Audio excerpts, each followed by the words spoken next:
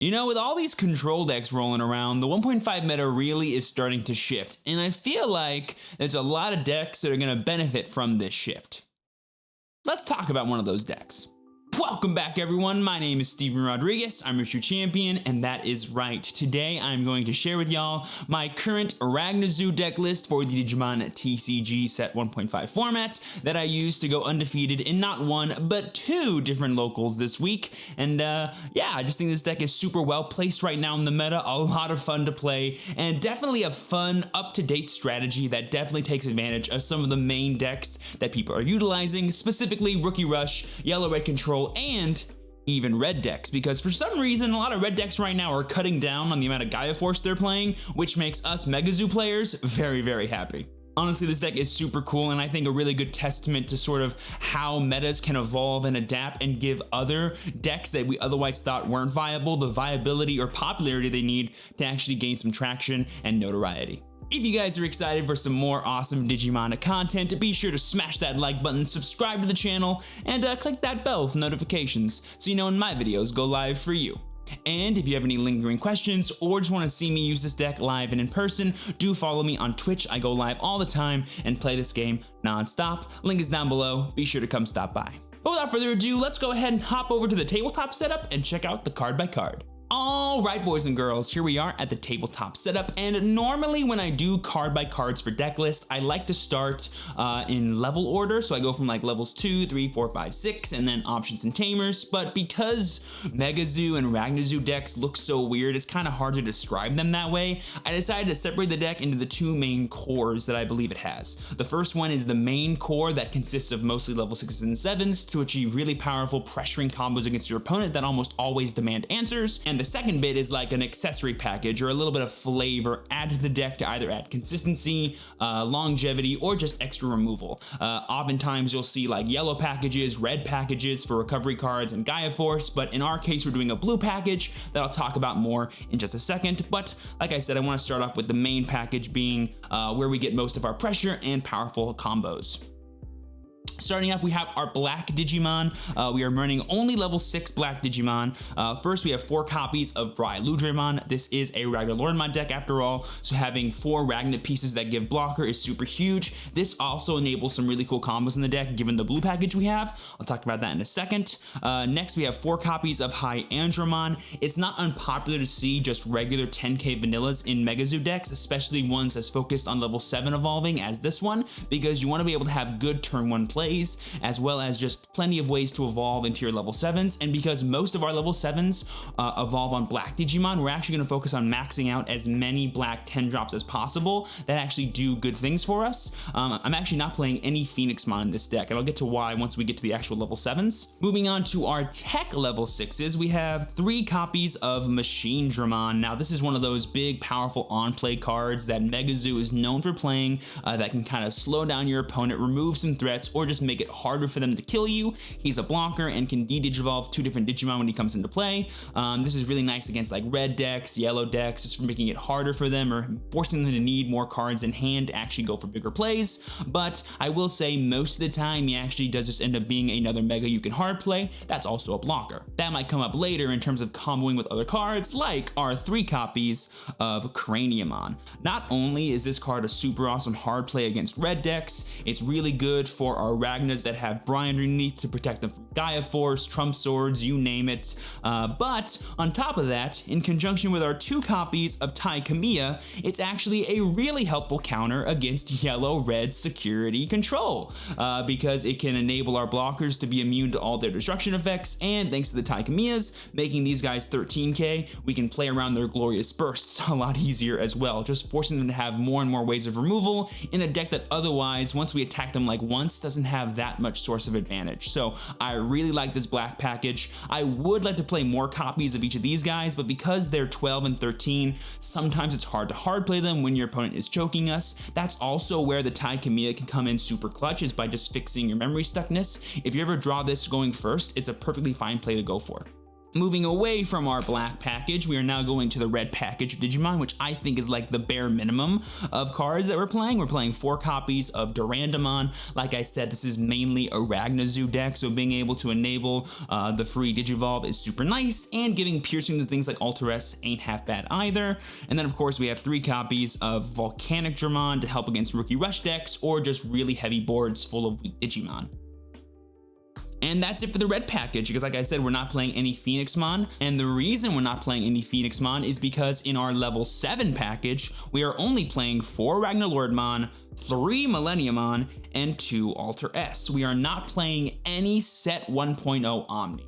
If we were playing Set 1.0 Omni, I would like to play more red level 6s because he can only evolve on red cards in this deck, as we're not playing any blue level 6s. But I actually think 1.0 Omni is just not needed, and so we get to free up our space for 10-drop vanillas and play more copies of High Andromon, which is really good for all of these level 7s. So firstly, we have 4 Ragnalordmon. He's the main attacker of the deck. You most of the time won't swing with anything else unless it's him or like a Craniumon that you know is always going to live, or like a Volk for the plus security. Being able to get a free level 7 in play and then have some stupid combos with KiseNail thanks to our blue package is super dope. Next, we have 3 Millenniumon. Personally, my favorite level 6 in this deck. Whenever I play this card, especially if it's on top of a Bryludramon, it just feels absolutely bonkers busted against any yellow deck, any red deck, any purple deck, you name it. This card is always clutch when I see it. And the fact that he just like lingers on board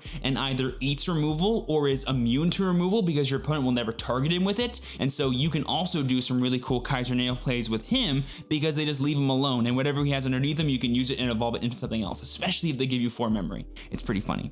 And finally, we're playing 2 copies of Alter-S. The first version of this list that I built myself for the first time ever, I only played 1 because I thought it was the most useless. It's only really good against like Rookie Rush and the occasional yellow deck that goes kind of wide. But I will say against green decks and a lot of the time against like weird red strategies that they kind of go for to like dodge your Millenniumon evos, this card is absolutely bonkers. And like I said, it's really good against Rookie Rush, and you can always use more advantages against that deck, I guess, given how popular it is. So yeah, 9 level 7s in total. This is like pretty much the exact same lineup that I ran in an old level 7 toolbox deck back from set 3 meta, except I ran like 2 less Ragna and like 1 less Millenniumon for space reasons. But in this deck, I can run as many as I want. I kind of want to run a 4th Millenniumon if I'm really honest with you, but right now 9 feels like a good number. And finally, rounding off our megas, we have 3 copies of Magna German. I do want some sustainability in this deck against like the more aggro strats. There are a lot of jamming decks out there with Imperial and Rookie Rush running around, so being able to get that extra memory just to get that 2 or 3 extra turns against your opponent is really nice to see. And like I said, the main kind of playstyle with this deck is not to be like super control-y, you know, exhaust your opponent out of removal spells and like stick 1 or 2 megas to go for a big turn against your opponent. It's all about combos. The second your opponent lets you keep any of these megas on board, you can spiral it into a really powerful level 7 turn that can then become even more advantage in the later turns thanks to your blue package. Let's talk about why.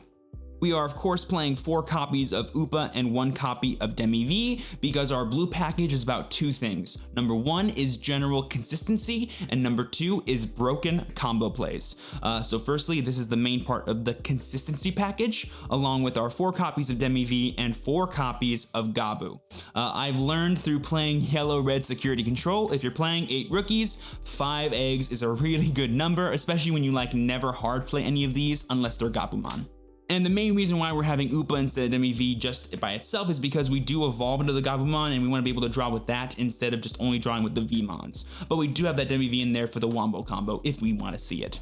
But the real reason we play all these blue cards is so we can enable these busted blue option cards. Firstly, we have 4 copies of Kakaitis Breath. I know, the word busted and Kakaitis Breath being used in the same sentence for the first time ever. Guess what? This card's actually nuts in this deck. First things first, it is a form of removal that does not contain the word delete or sends the card to the trash pile, so it can play around opposing Craniumon as well as Millenniumon, which is actually a super scary card for this deck.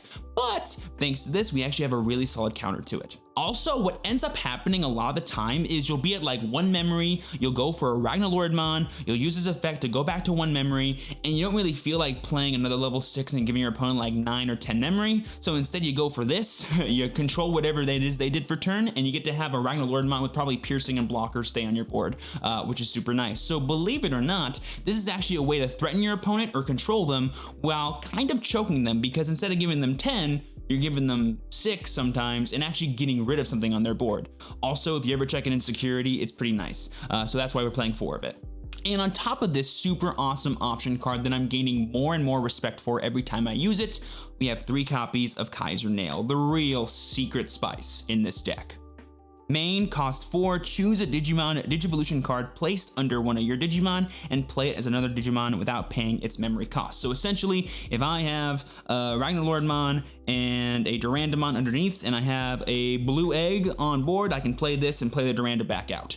Guess what? If it's still my turn, I can evolve into another Ragna, put another dude underneath, still have a turn, and then go for a High Antramon to end my turn if I really, really wanted to. So KiseNail is essentially a way for us to build our board, get really powerful 10-drop level 6s in play for 4 cost. Or we can reuse really powerful on-play effects like Volcanic German or Machine German by playing them back out of our source stack. This is a really awesome enabler for super, super cool combos, and it's the one thing about this deck that I love the most.